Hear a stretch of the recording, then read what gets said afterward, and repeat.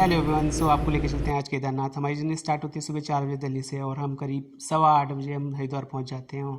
तो वहाँ से ऋषिकेश वाला मेन रोड ना लेके हम चीला बैराज वाला रोड लेते हैं। वहाँ का जो व्यू होता है बड़ा ही प्यारा होता है और ट्रैफिक बिल्कुल ही नहीं होता वहाँ से।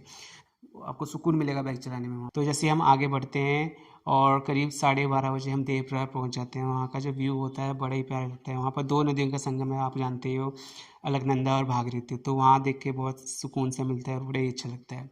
जैसे हम आगे निकलते हैं तो मौसम भी बड़ा सही हो रखा होता है, मतलब धूल मिट्टी बहुत आ रखी होती है। तो जा रहे हो आप तो मास्क वगैरह लेके जाओ, वो फेस को कवर करके रखेगा और धूल मिट्टी लगेगी। आगे जैसे आगे बढ़ते हैं तो मौसम बड़ी सुहाना हो रखा होता है, बट ट्रैफिक इतना ज़्यादा ट्रैफिक होता है, आप देख सकते हो गाड़ियों की इतनी लाइन लगी होती है। बट हमारे पास बाइक थी तो इतनी दिक्कत नहीं हुई और हम करीब 6 बजे हम सोनप्रयाग पहुंच जाते हैं और वहाँ हम बाइक पार्क करते हैं। और जैसे ही हम आगे बढ़ते हैं और शेयरिंग टैक्सी लेते हैं, बारिश स्टार्ट हो जाती है। बहुत सही टाइम पे हम पहुंचते हैं और वहाँ से हम 30-40 मिनट्स लगते हैं, हम गौरीकुंड पहुंच जाते हैं। और मौसम बारिश बहुत अच्छी होती है। रात का मौसम आप देख सकते हो कि हम मंदाकिनी रिवर कैसे उफान पे और पानी कलबल कर रहा होता है। मॉर्निंग में हम सुबह 5 बजे उठ जाते हैं और खाना वाना खा के ब्रेकफास्ट करके हमारी जर्नी स्टार्ट होती है आगे के लिए 6 बजे। थकान नहीं हो रखी होती है, एक्साइटमेंट बहुत होती है केदारनाथ धाम जाने की और दर्शन करने की। छोटे छोटे आपको वाटरफॉल्स मिलेंगे एंड पानी की तो कमी नहीं है यहाँ पर। बिल्कुल ही फ्रेश वाटर मिलेगा आपको यहाँ पर। आप देख सकते हो ये लेक, फ्रेश वाटर मिलेगा। आप यहाँ पर देख सकते हो पूरा ये ग्लेशियर था, तो ये मेरे लिए बहुत ही अलग एक्सपीरियंस है। मैं ऊपर गया पानी की बोतल लेके और वहाँ टच किया उसको, तो अलग ही था। और ठंडा इतना पानी था वहाँ पर, बहुत ज़्यादा ठंडा था। तो आप जा रहे हो तो ये भी एक्सपीरियंस कर सकते हो, तो मज़ा आने वाला है आपको बहुत ज़्यादा।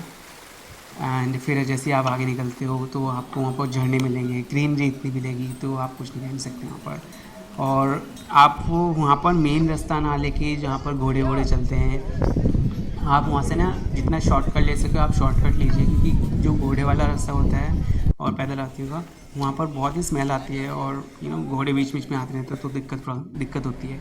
तो हम जितना हो सके हम शॉर्टकट ले लेते हैं। तो जैसे हम शॉर्टकट ले लेते हैं ना, तो एक नया रास्ते का पता लगा जो मेन रास्ते से लेफ्ट हैंड साइड में था। तो आप जैसे ही लेफ्ट में जाते हो तो वहाँ पर इतना अच्छा लगता है ना ये देख के यार, क्योंकि ये ना बिल्कुल महाराष्ट्र जैसे पहाड़ होते हैं ना, वहाँ पर छोटे छोटे ट्रैक होते हैं, फोर्ट वगैरह पे जो ट्रैक आपने देखे होंगे रील्स में, तो वैसे लग रहा था। और वहाँ पर आपको छोटे छोटे स्ट्रीम्स मिलेंगे, तो वहाँ पर आप रुक सकते हो और थोड़ा एंजॉय कर सकते हो, रिलैक्स कर सकते हो। मैगी वैगी तो नहीं मिलेगी आपको, बट सुकून मिलेगा थोड़ा सा। और खाली जगह यहाँ पर ना घोड़े मिलते हैं कुछ मिलता है, बट लोग जा रहे होते हैं हमारे आप जैसे। और वहाँ से आते ही जैसे वहाँ पहुँचे ना उस जगह पे, तो कोहरा इतना रखा होता है वहाँ पर, देखने में बड़ा ही सही लगता है। और जो ये वाला ट्रैक होता है भाई, मज़ा आ रहा होता है इसको ट्रैक करके। मतलब आपको फील नहीं हो रहा था कि आपको भीड़ भीड़ है या फिर आपको पेन हो रहा है, आपकी थकावट हो रही है, कुछ नहीं होता महसूस, बड़ा ही मज़ा आ रहा था।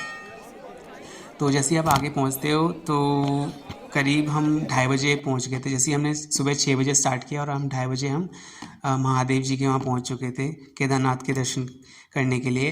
बट उस टाइम पे मंदिर के कपाट बंद थे, तो हमें 1-2 घंटे वेट करना पड़ा एंड फिर हमारे दर्शन हुए। और फिर हम ना दर्शन करके राइट हैंड साइड में ना भैरव बाबा का मंदिर है। वहाँ पर ऊपर थोड़ी सी चढ़ाई है, आपको 100 मीटर 200 मीटर की चढ़ाई होगी और फिर वहाँ पर जाते हैं। तो वहाँ से आपको पूरा केदारनाथ वहाँ से दिखता है आपको और बड़ा ही प्यारा लगता है। बट जिस टाइम पे हम गए वहाँ पर उस टाइम पे कोहरा कोहरा रखा था, तो कुछ दिख नहीं रहा था। बट जैसे हम चढ़ रहे थे ना उस टाइम पे कोहरा नहीं था, तो वो देखने में बड़ा ही प्यारा लग रहा था, बड़ा ही सुकून भरा लग रहा था। तो जैसे आप भैरवनाथ के मंदिर के पास पहुँचते हैं तो ऊपर वाली जो जगह होती है बिल्कुल मतलब नॉर्मल जगह से अलग ही लगती है आपको। वहाँ पर बिल्कुल छोटे छोटे पत्थर गिर रखे होते हैं और साइड में कोहरा आ रखा होता है, तो बहुत ही अच्छा लगता है।